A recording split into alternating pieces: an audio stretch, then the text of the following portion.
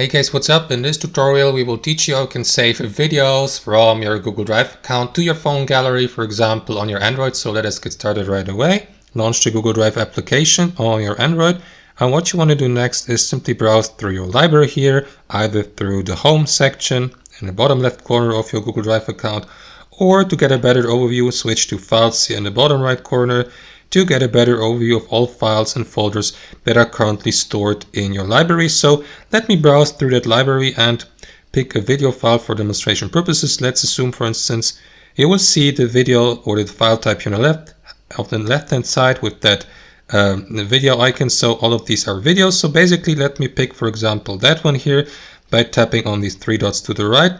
And after that, scroll down or swipe down till you get to the download section. Tap on it, and that is going to download the given file to your download folder on your device. That may or may not take a moment, of course, depending on the file size. So what you want to do after that, guys, to access your phone gallery is simply close the Google Drive application and access your phone gallery. So let me do that really quickly.